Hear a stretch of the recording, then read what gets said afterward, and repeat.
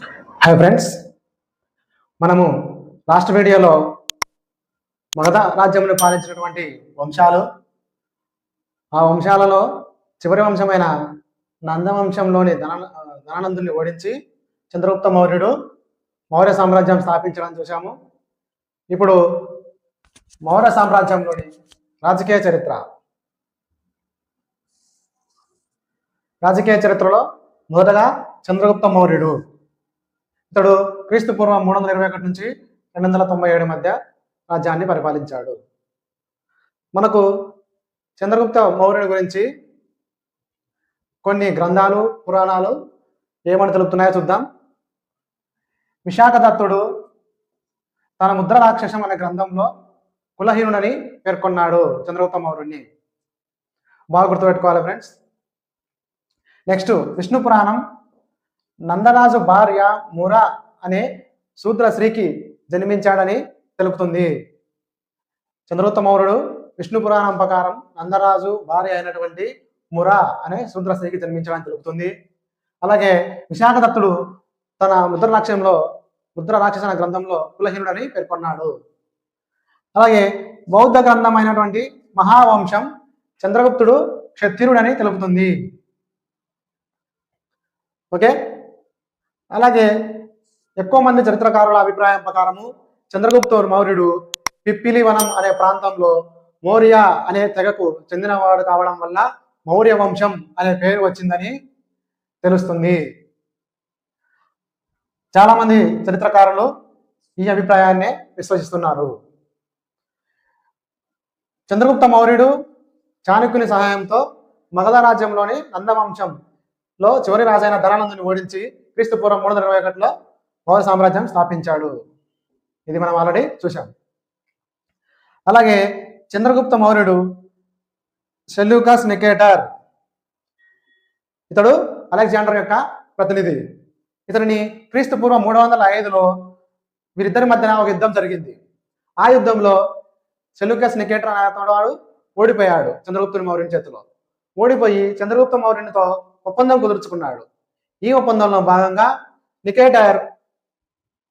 Seleucus Nicator అనే అతను చంద్రగుప్తునికి కాబుల్, కాందహార్, హీరట్, బెలూచిస్తాన్ ప్రాంతాలను చంద్రగుప్త మౌర్యునికి ఇచ్చివేశాడు.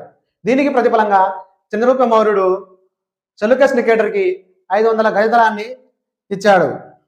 500 గజదళాన్ని ఇచ్చాడు. అంతేకాక సెల్యూకస్ నికేటర్ తన కూతురు హెలినాను చంద్రగుప్త మౌర్యునికి ఇచ్చి వివాహం జరిపించాడు. అదే కాకుండా సెల్యూకస్ నికేటర్ యొక్క ఆస్థాన రాయబారి అయినటువంటి మెగస్థనీస్ను చంద్రగుప్త మౌర్యుని ఆస్థానానికి రాయబారిగా పంపించాడు. ఓకే, అలాగే పుష్యమిత్రుడు, ఇతడు సౌరాష్ట్రలో మౌర్యుల యొక్క ప్రతినిధి.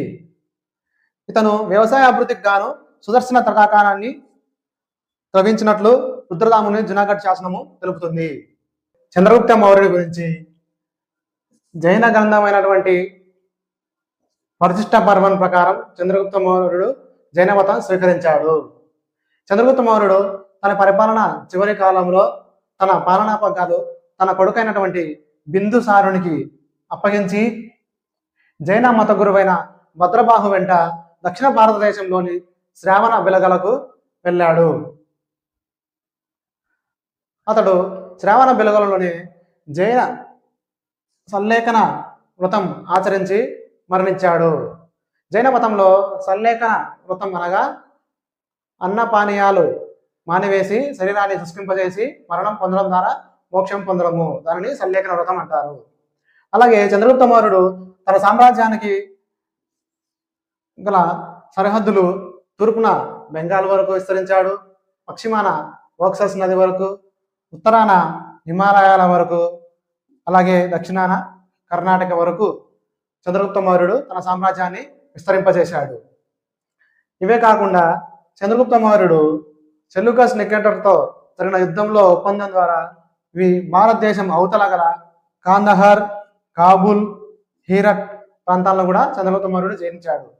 దీనివల్ల చంద్రగుప్త మౌర్యుడు గొప్ప రాజనీతివేత్త, పరిపాలనా అధ్యక్షుడని తెలుస్తుంది. ఓకే ఫ్రెండ్స్, మనం మౌర్య సామ్రాజ్యంలోని రాజకీయ చరిత్రలో మొదటగా చంద్రగుప్త మౌర్య గురించి చూశాము. తర్వాత అతని కుమారునైనటువంటి బిందుసారుడు, అతని కుమారునైనటువంటి అశోకుని గురించి చూద్దాం. చంద్రగుప్త మౌర్యుని తర్వాత మౌర్య సామ్రాజ్యాన్ని అధిష్టించిన వాడు బిందుసారుడు. బిందుసారుడు క్రీస్తు పూర్వం 297 నుంచి 277 వరకు మౌర్య సామ్రాజ్యాన్ని పాలించాడు. ఇతడు క్రీస్తు పూర్వం 297లో మౌర్య రాజ్యానికి చక్రవర్తి అయ్యాడు. ఇతనికి అమిత్రగాథ అనే బిరుదు కలదు. అమిత్రగాథ అనే అర్థే అనగా శత్రు సంహారి అనే అర్థం. ఇతను గ్రీకు రాజులతో మంచి సంబంధం కలిగి ఉన్నాడు. ఆ గ్రీకు రాజులలో సిరియా రాజు అంటియోకస్ను సిరియా నుండి మద్యం, అత్తిపండ్లు, ఒక వేదాంతిని పంపమని బిందుసారుడు కోరాడు. అతను అంటియోకస్ అత్తిపండ్లు, మద్యం పంపాడు, కానీ వేదాంతిని పంపలేదు. అందుకు కారణం వేదాంతిని పంపడము తన సిరియా దేశంలోని చట్టానికి వ్యతిరేకమని మన బిందుసారునికి తెలిపాడు. అలాగే బిందుసారుడు రాజ్యానికి సిరియా రాజు అంటియోకస్ దయామాకస్ అనే రాయబారిని కూడా పంపాడు. మనకు ఈ విషయము స్ట్రాబో తన రచనలలో పేర్కొన్నాడు. మనకి బిందుసారు రాజ్యానికి దయామాకస్ అనే అతను రాయబారిగా సిరియా రాజు పంపాడనే విషయము స్ట్రాబో రచనల ద్వారా తెలుస్తుంది. క్రీస్తు పూర్వం 272లో బిందుసారుడు మరణించాడు. అతని తర్వాత జరిగిన వారసత్వ పోరులో అశోకుడు 268లో మౌర్య రాజ్యానికి చక్రవర్తి అయ్యాడు. ఇవి మనకు బిందుసారుని గురించి ముఖ్యమైనటువంటి విషయాలు. మనం నెక్స్ట్ వీడియోలో అశోకుని గురించి చూద్దాం. మన వీడియోను లైక్ చేయండి. లైక్ చేయడం ద్వారా కాంపిటేటివ్ ఎగ్జామ్ ప్రిపేర్ అయ్యే వారికి అందరికీ చేరుతుంది. అలాగే మన ఛానల్ని సబ్స్క్రైబ్ చేసుకోండి. ఓకే, మనం నెక్స్ట్ వీడియోలో మౌర్య సామ్రాజ్యం గురించి మరిన్ని విషయాలు తెలుసుకుందాం. Please subscribe.